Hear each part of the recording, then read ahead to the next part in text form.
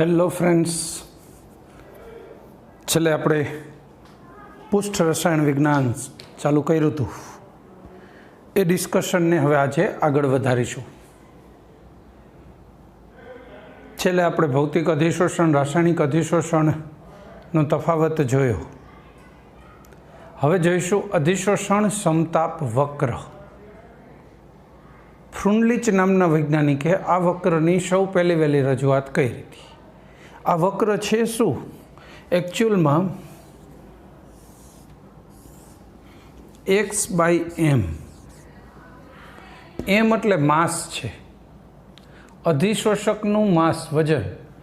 x એટલે અધિશોષિતનું વજન, જે અધિશોષણ પામ્યું છે એ વજન અથવા સાંદ્રતા. બરાબર છે? એટલે x/m એકમ વજનના અધિશોષક દ્વારા શોષિત થયેલ અધિશોષિતનું વજન છે x. અહીંયા દબાણ P. એટલે ઘન પદાર્થ દ્વારા વાયુનું અધિશોષણ થતું હોય તો વાયુના દબાણમાં ઘટાડો થાય ને. આ રૂમમાં નાઇટ્રોજન વાયુ ભર્યો છે 50 પાસ્કલ દબાણે, 100 પાસ્કલ દબાણ જે તે આપેલું છે, માની લો કે, તો એ દબાણે ભરેલો છે, એ દબાણ P. હવે જેમ માસ વધારશો અથવા માસ બધામાં અચળ રાખો તો અધિશોષણ સમયની સાથે શું થાય? વધે. એને જ્યારે ગ્રાફના રૂપમાં રજૂ કરવામાં આવ્યું, અચળ તાપમાને ગ્રાફના રૂપમાં રજૂ કર્યું, તો પહેલાં લીધું 273 કેલ્વિન તાપમાને, તો ગ્રાફ આવો મળ્યો. બરાબર છે? પછી તાપમાન થોડું ઘટાડ્યું, 244 કેલ્વિન જેટલું કર્યું, તો ગ્રાફ ઉપર મળ્યો. હજુય ઘટાડીશું, તાપમાન હજુય ઘટાડ્યું 195 કેલ્વિન, તો સેમ ગ્રાફ, બીજું તો કંઈ કરવાનું નથી, 195 કેલ્વિન. હવે આ વળાંકવાળા ગ્રાફ હતા એટલે આને સમતાપ વક્ર કહેવાય. સમતાપ, તાપમાન તો સરખું જ છે, આ આખા વક્ર દરમિયાન તાપમાન તો 273 છે, એટલે આને સમતાપી વક્ર કહેવાય. ફ્રુનલિચે આ શોધ્યું, આવો અભ્યાસ કર્યો. આના ઉપરથી તમે એક ચોક્કસ તારણ ઉપર આવી શકો, જેમ તાપમાન વધતું ગયું એમ અધિશોષણની માત્રા ઘટતી ગઈ. આ x/m છે, એ માની લો કે અહીંયા કોલસો 1 ગ્રામ જ છે, શોષેલા વાયુનું x સાંદ્રતા અથવા વજન છે. મોલારિટીમાં દર્શાવી શકાય ને વજનના રૂપમાં દર્શાવી શકાય. તો એક્સની માત્રા ઘટી. જો તાપમાન વધ્યું તો અધિશોષણ ઘટ્યું. તો અધિશોષણનો તાપમાન સાથેનો સંબંધ શું છે? તાપમાન વધે તો અધિશોષણ ઘટે છે, એવો સંબંધ છે.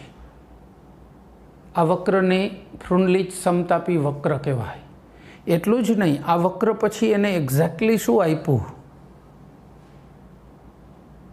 એક સમીકરણ, એક સંબંધ આપ્યો, x/m. સંબંધ કોનો છે?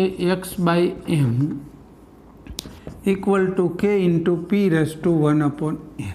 આવો સંબંધ આપ્યો. એનની કિંમત હંમેશા 1 કરતાં મોટી હોવી જોઈએ. આ સંબંધમાં એની શરત શું હતી? n 1 કરતાં મોટો. એટલે એકચ્યુઅલી 0 થી 1ની વચ્ચે કિંમત પ્રેક્ટિકલી હોય છે. બરાબર છે? પણ આને 1 કરતાં મોટો એવું શરૂઆતમાં તાર્યું હતું. જે તાર્યું હતું એ જ આપણે અત્યારે તો મૂકીએ છીએ. આ સમીકરણને થોડુંક સાદું રૂપ આપીએ, બંને તરફ લોગ લગાવીએ, તો લોગ x/m બરાબર log k વત્તા 1/n log p કહી શકો. આ y બરાબર c + mx થઈ ગયું સમીકરણ. જો રેખાનું સમીકરણ છે.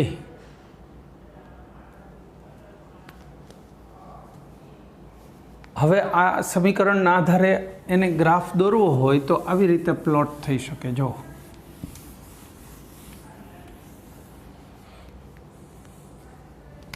y ધરી ઉપર શું લેવાનું છે? log x/m. આ x ધરી ઉપર શું લેવાનું છે? log p.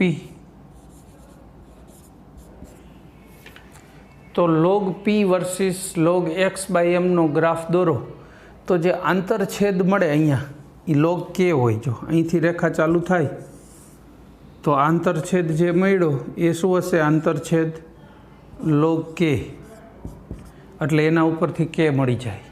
પછી અહીંયા ઢાળ મળે, આ જે ઢાળ એ કેટલો હોય? 1/n જેટલો, પ્લસ છે એટલે ચડતા ઢાળવાળી રેખા થઈ, બરાબર। આ એનું ગ્રાફ છે, ખૂણો થીટા, એનું કંઈ કામ નથી બીજું, પણ ઢાળ માટે આના ઉપરથી શું થાય અથવા આનો ઉપયોગ શું? તો કે કોઈ પણ માની લો કે કોલસા દ્વારા N2 વાયુનું અધિશોષણ કરો છો, એ ફ્રુન્ડલીજ સમતાપીનું પાલન કરે છે કે કેમ, આ જોવું હોય તો તમે આના મદદથી જોઈ શકો। આવો ગ્રાફ દોરવાનો, જો આ ગ્રાફ સીધી રેખા મળે, બરાબર છે, તો શું થાય? ફ્રુન્ડલીજ સમતાપીનું પાલન કરે છે, યથાર્થ છે, નહીંતર નથી। એટલે જે તે અધિશોષક દ્વારા અધિશોષણની ક્રિયા થતી હોય એ ફ્રુન્ડલીજ સમતાપીનું પાલન કરે છે કે કેમ એ કહી શકાય। બીજું, ફ્રુન્ડલીજ સમતાપી છે ને એ 100% નથી, મતલબ એપ્રોક્સિમેટ મેથડ છે, આનો કોઈ સૈદ્ધાંતિક પાયો નથી। એટલે આની જે કંઈ વર્તણૂક છે એ આશરા પદ્ધતિ છે, મતલબ એપ્રોક્સિમેશનવાળી મેથડ છે। અને 1/n નું મૂલ્ય 1/n નું મૂલ્ય 0 થી 1 ની વચ્ચે હોવું જોઈએ, એ ફિક્સ। પ્રેક્ટિકલી કહીએ તો મોટા ભાગના વાયુઓ માટે 0.1 થી 0.5 જ મળે છે। મોટા ભાગના વાયુઓ અને મોટા ભાગના અધિશોષક, કોલસો, માટી, એલ્યુમિના, સિલિકા જેલ વગેરે માટે 1/n ની કિંમત કેટલી મળે છે? પ્રેક્ટિકલી 1/n ની કિંમત 0.1 થી માંડીને 0.5 સુધીની મળે છે। મોટા ભાગના વાયુ માટે આ એક વ્યાજબી કિંમત છે કે ભાઈ આટલી મળે છે, બરાબર છે। બીજું, 1/n ની કિંમત આમાં જોવો જોઈએ, 0 થઈ જાય તો 1/n 0 થાય તો આ 0 ગુણ્યા log p 0 થઈ ગયું તો log x બાય m બરાબર અચળ, એટલે x બાય m અચળ થઈ ગયું ને। જો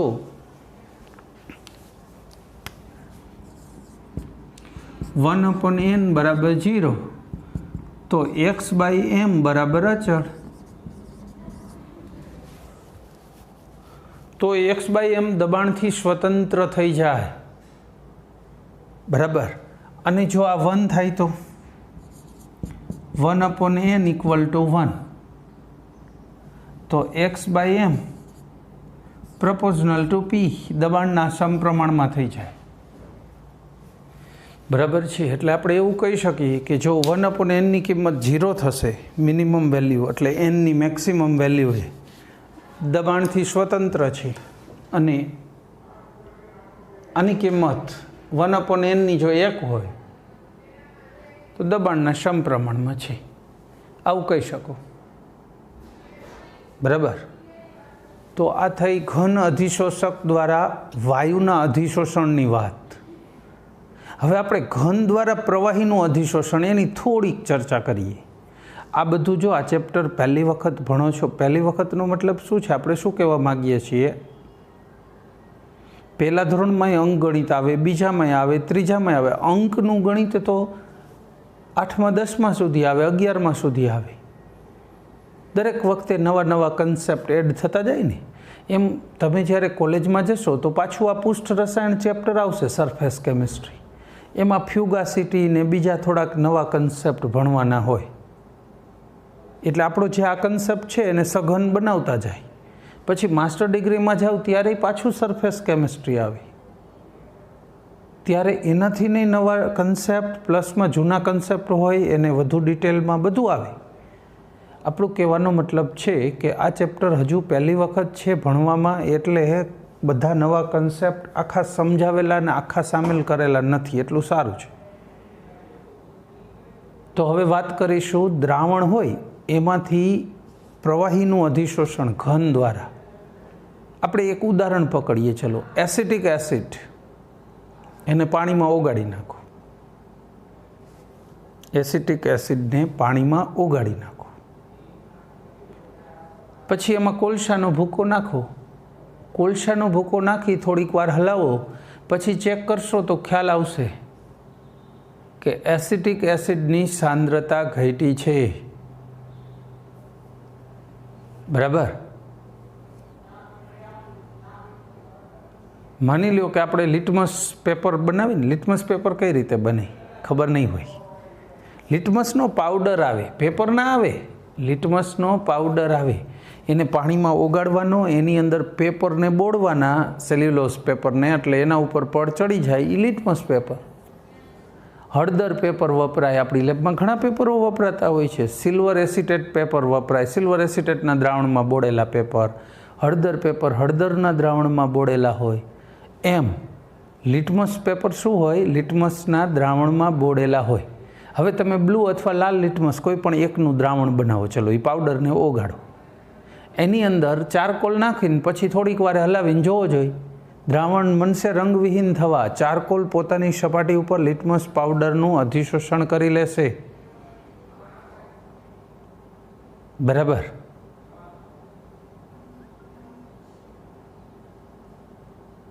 MgOH2 તમે અવક્ષેપણ કરો, અવક્ષેપણ મેગ્નેશિયમની હાજરીમાં, મેગ્નેશિયમ એક જાતનું પ્રક્રિયકનું નામ છે જે પોતાની મેગ્નેશિયમ પ્રક્રિયક એટલે અહીંયા પ્રક્રિયક તરીકે વપરાય, બાકી એક જાતનું ખનિજ જ છે મેગ્નેશિયમવાળું।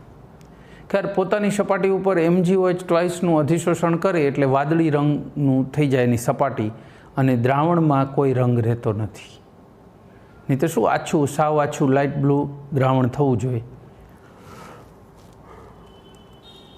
પણ મેગ્નેશિયમે પોતાની સપાટી ઉપર એનું અધિશોષણ કરી લીધું એટલે દ્રાવણ વાદળી દેખાતું નથી, બરાબર છે।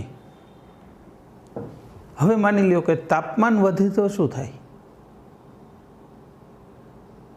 અધિશોષણ ઘટે, તાપમાન વધે, કારણ કે આ બધા ભૌતિક અધિશોષણો થયા, તાપમાન વધે તો અધિશોષણ ઘટશે, અધિશોષકની સપાટીનું ક્ષેત્રફળ વધે તો અધિશોષણ વધે નેચરલી। પછી સાંદ્રતા, યસ, દ્રાવણની કે રંગની સાંદ્રતા વધુ હોય તો અધિશોષણ ઝડપી થાય, વધુ થાય।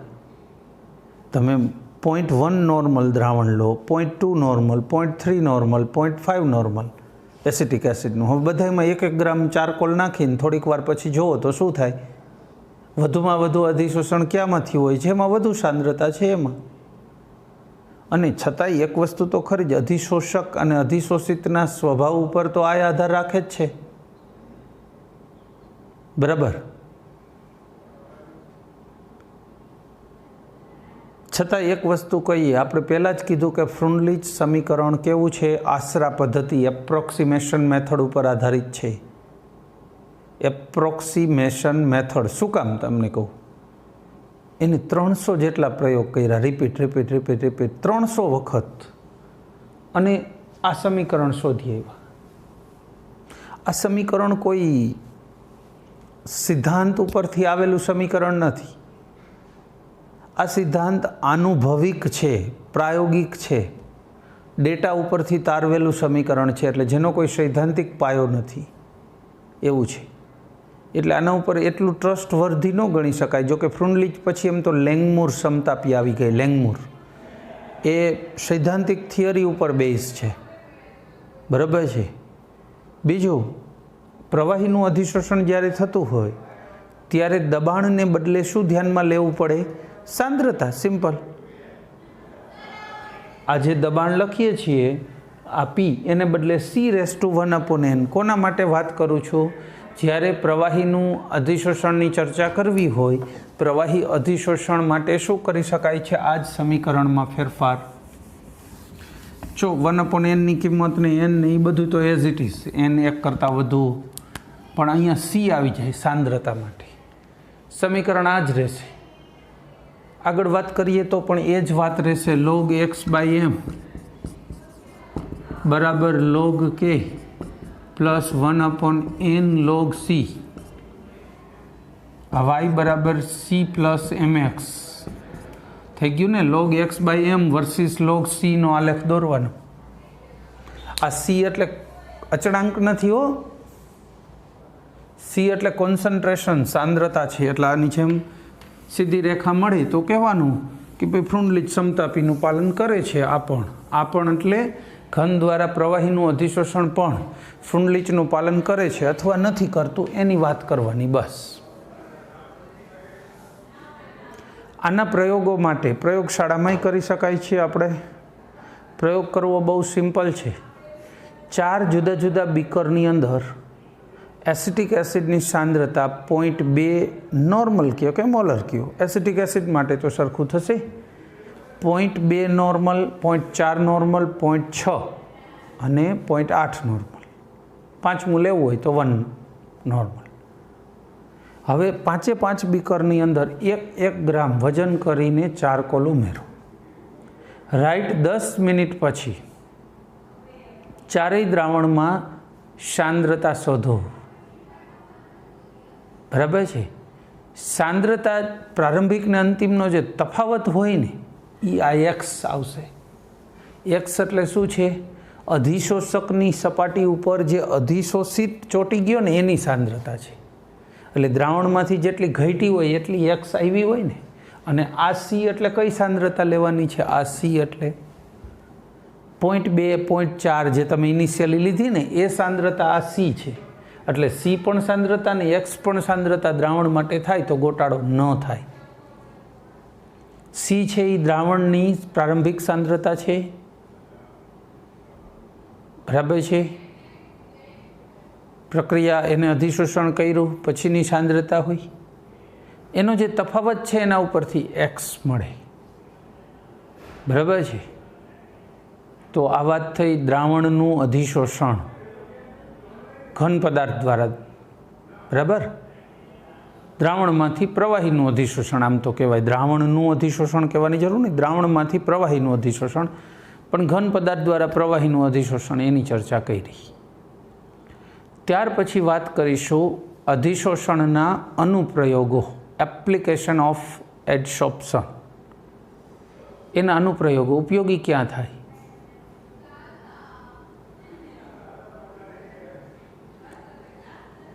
અધિશોષણની પરિઘટના ઘણા બધા અનુપ્રયોગ ધરાવે, અનેક ઉપયોગો ધરાવે. શરૂઆત કરી દઈ થોડાક 5, 7, 10. પહેલું, શૂન્યાવકાશ ઉત્પન્ન કરવા માટે. દાખલા તરીકે થર્મોસ બને. થર્મોસ એમાં 2 સ્તર હોય, ખબર છે?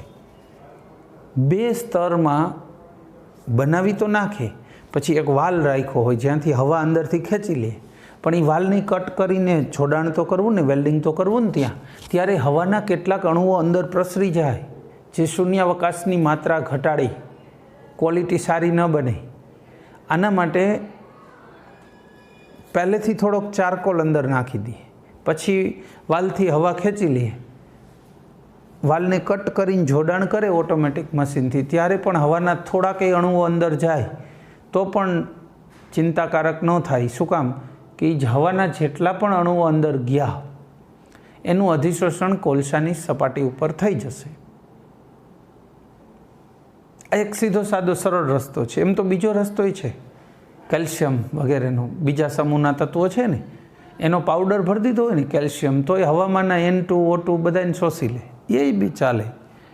પણ તમે જે હવા લીધી એમાં CO2 છે તો એ પછી એટલું ઇઝીલી નહીં શોષી લે. CO2 ને CO2 કરતાં નિષ્ક્રિય વાયુઓને. જ્યારે કોલસો હોય તો અધિશોષણથી તો એ કોઈ પણને શોષી લેશે. એટલે આ એક વધુ કોમન રીતે તમે ઉપયોગ કરી શકો છો. શેનો? અધિશોષણની આવી ઘટનાનો. બરાબર છે. કે જેના કારણે શૂન્યાવકાશ ઊંચો મળે એટલે સારી ક્વોલિટીનો થર્મોસ અથવા તો શૂન્યાવકાશ નળી બનાવી શકાય. બીજું, આપણે આગળ ચર્ચા કઈ રીતે છેલ્લા લેક્ચરમાં, એવું ગેસ માસ્ક. ગેસ માસ્કની અવારનવાર જરૂર પડે. જો કેમિકલ કંપનીઓ હોય તો કોઈ કેમિકલ વગેરે લીકેજ થતું હોય, યુનિયન કાર્બાઇડ ભોપાલ ગેસ દુર્ઘટના, ત્યાં માસ્ક પહેરીને જવાનું જ હોય જે તે કામ કરવા માટે, તો ત્યારે એ લોકો ગેસ માસ્ક વાપરતા જ હોય. એમાં આગળ સક્રિયકૃત કોલસો ભરેલો હોય માસ્કમાં. અહીંયા નાકની આગળ જે હવા એમાં થઈને અંદર જવી જોઈએ, એટલે એમાંથી ઝેરી વાયુઓનું શોષણ થઈ જાય. પછી જે લોકો કોલસાની ખાણમાં ને એમાં કામ કરતા હોય એને ગેસ માસ્કની જરૂર પડે. કોલસો ખોદે ને અંદરથી કાર્બન મોનોક્સાઇડ, સલ્ફર ડાયોક્સાઇડ એવા ઝેરી વાયુઓ નીકળતા જ હોય અવારનવાર. એટલે એને કન્ટિન્યુઅસ આવા ગેસ માસ્ક પહેરવા જ પડે, એટલે શ્વાસોશ્વાસમાં તકલીફ ન થાય, ઝેરી વાયુ શોષાઈ જાય. બરાબર. પછી સિલિકા જેલ ભેજના નિયંત્રણ માટે ક્યાં?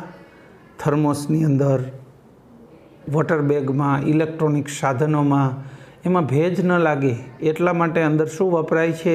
એમની અંદર સિલિકા જેલની પડીકી. એલ્યુમિના જેલ આવે, બે આવે છે, પણ સિલિકા જેલ સસ્તું પડે ને એ જ બધે વપરાતું હોય છે, ભેજ શોષી લે. બરાબર છે. તો આ એક એનો સારો ઉપયોગ છે. પછી વિસમાંગ ઉદ્દીપન. વિસમાંગ ઉદ્દીપન એટલે શું એને સમજીએ. વનસ્પતિ તેલમાંથી ઘી બનાવવું હોય તો વનસ્પતિ તેલ પ્રવાહી છે અને હાઇડ્રોજન વાયુ છે, આ બે વચ્ચે પ્રક્રિયા કરાવો તો ઘી બને. હવે પ્રવાહી ને વાયુ વચ્ચે સરફેસ, કોન્ટેક્ટ સરફેસ ઘણી ઓછી મળે, બે વચ્ચેની પ્રક્રિયા અતિશય ધીમી ચાલે.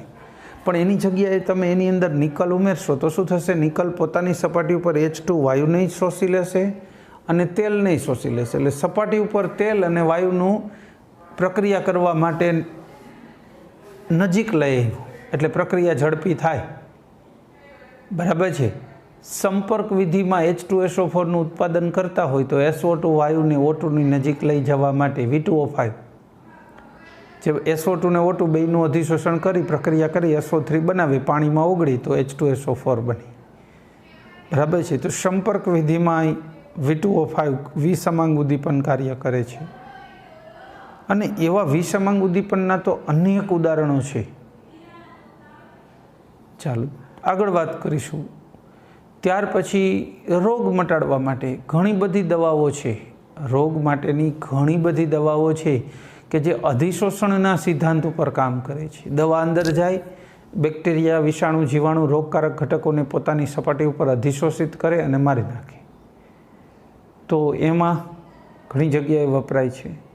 પછી મેં તમને લાસ્ટ લેક્ચરમાં કીધેલું નિષ્ક્રિય વાયુઓનું અલગીકરણ યાદ છે? નિષ્ક્રિય વાયુ દીવાર પદ્ધતિ કીધું હતું ને લાસ્ટ ટાઈમ. દીવાર નામના વૈજ્ઞાનિકે શોધી કોકોનટ ચારકોલ, નાળિયેરીના કોલસા વડે.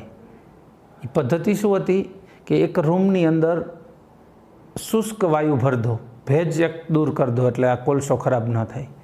પછી એને ભરી રાખશો તો એ નિષ્ક્રિય વાયુનું પોતાની સપાટી ઉપર વધુ અધિશોષણ કરે છે. પછી એને નાળિયેરને બાજુના રૂમમાં લઈ જઈને ગરમ કરો એટલે એમાંથી નિષ્ક્રિય વાયુનું અપશોષણ થશે, એટલે છૂટા પડશે. તો આ રીતે નિષ્ક્રિય વાયુને છૂટા પાડવા માટેની દીવાર પદ્ધતિ જેમાં કોકોનટ ચારકોલ વપરાય છે એ અધિશોષણના સિદ્ધાંત ઉપર કાર્યરત છે. બરાબર છે. પછી રંગ દૂર કરવા માટે ઘણી વખત રંગીન દ્રાવણો હોય જેમ કે ખાંડ. ખાંડ છે એનું તમે જ્યારે બનાવે શેરડીના રસને ગરમ કરી તો બ્રાઉનિશ કલર થઈ જાય. એ કલરને શોષી લે અધિશોષણ દ્વારા. સક્રિયકૃત ચારકોલ કોલસો નાખે એટલે એ શોષી લે રંગને, પછી ફિલ્ટર કરી નાખે ને પછી ક્રિસ્ટલ બનાવે એટલે વ્હાઇટ કલરની ખાંડ બને. તો દ્રાવણોને રંગવિહીન કરવા માટે અધિશોષણનો આ સિદ્ધાંત કામ લાગે છે. બરાબર છે. ચાલો પછી અધિશોષણ સૂચકો. કેટલાક સૂચકો છે ઇઓસિન, ફ્લોરેસિન. એનું તમને કહું, દાખલા તરીકે ઇઓસિન. ચલો ઇઓસિન વિશે વાત કરું. હવે પાણીની અંદર ક્લોરાઇડ છે. આપણે ક્લોરાઇડ કેટલો છે ને એ માપવું છે. પાણીનું સેમ્પલ છે એની અંદર Cl- ક્લોરાઇડ કેટલો છે એ માપવું છે. એટલે આપણે શું કર્યું, બ્યુરેટમાં AgNO3 ભર્યું, એક ટીપું પાડી એટલે AgClના સફેદ અવક્ષેપ બને. બીજું ટીપું પાડો તો બીજા બને, પણ આગલા સફેદ ને આ સફેદ તમે આઈડેન્ટિફાઈ કેમ કરી શકો? ક્યાં સુધી અવક્ષેપણ થયું, પ્રક્રિયા ક્યારે બંધ કરવાની એમ. તો એના માટે ઇવોસિન વપરાય. એ રંગક છે. ઇવોસિન શું છે? રંગક છે.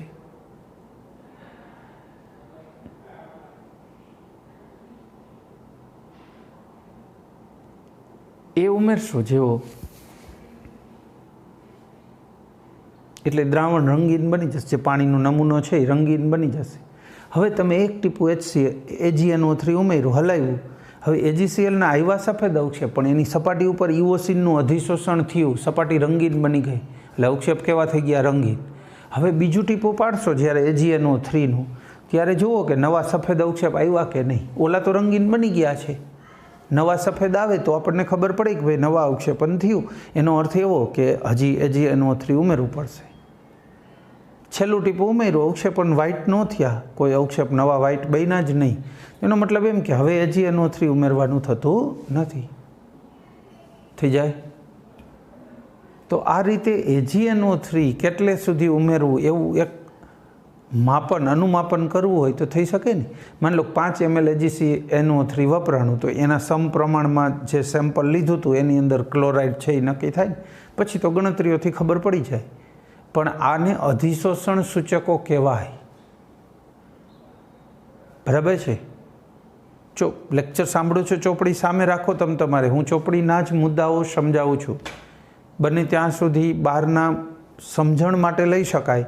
બાકી મુદ્દા બુકના હશે તો તમે રિવાઇઝ કરીને કે બીજી વાર બરાબર સાંભળી કે સમજી શકો. એટલા માટે ચોપડીમાં આ વસ્તુ આપી જ છે, પણ એને શું 2 લીટીમાં કહી દીધું હોય કે આ અધિશોષક સૂચક છે વાપરો, પણ એની એક્ઝેક્ટ કઈ રીતે ક્રિયાવિધિ છે અથવા ઉપયોગિતા છે એ હું તમને એક્સપ્લેન કરું છું ખાલી. બરાબર છે? પછી ફીણ પ્લાવન પદ્ધતિ ભણી ગયા છે ને કે નથી ભણ્યા? 10મામાં ફીણ પ્લાવન પદ્ધતિ. કોઈ પણ ખનિજ હોય એની અંદર તમે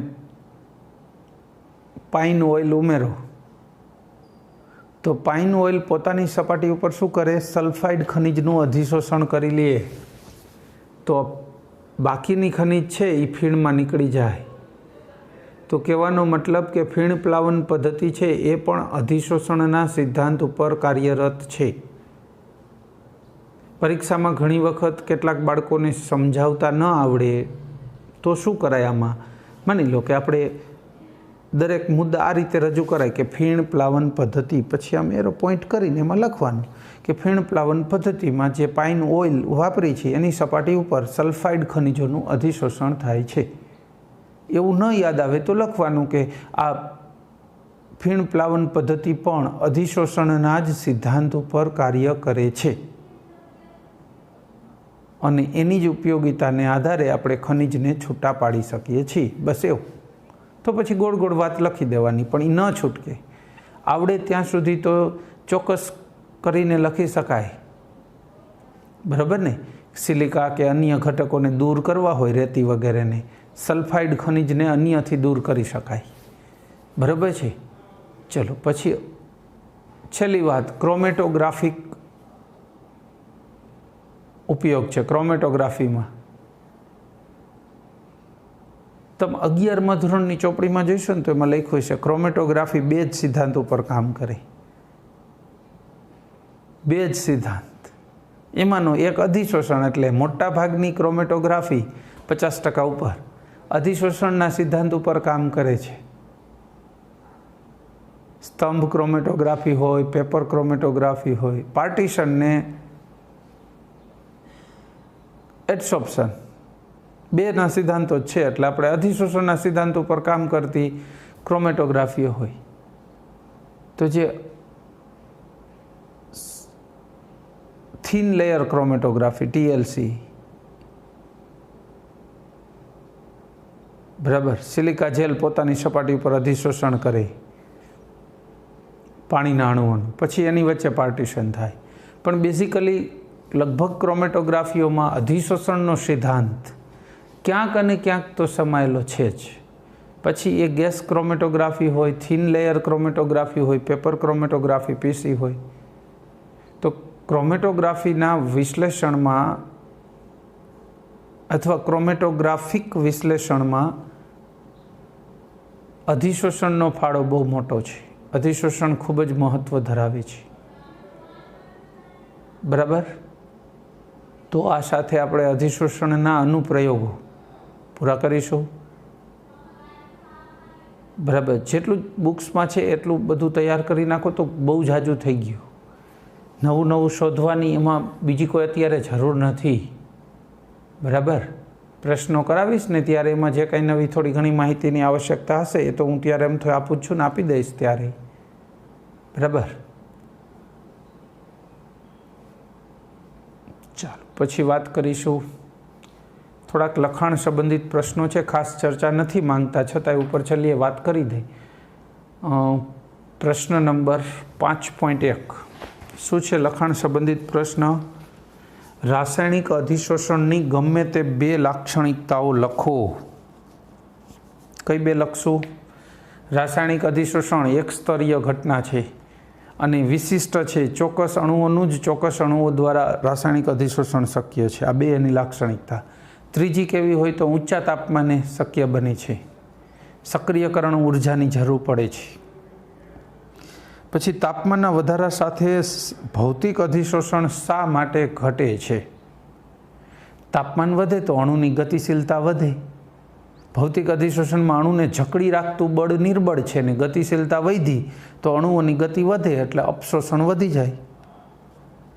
ત્રીજું 5.3 પાવડર કરેલા પદાર્થો તેમના સ્ફટિકમય સ્વરૂપ કરતાં શા માટે વધારે અસરકારક અધિશોષકો છે?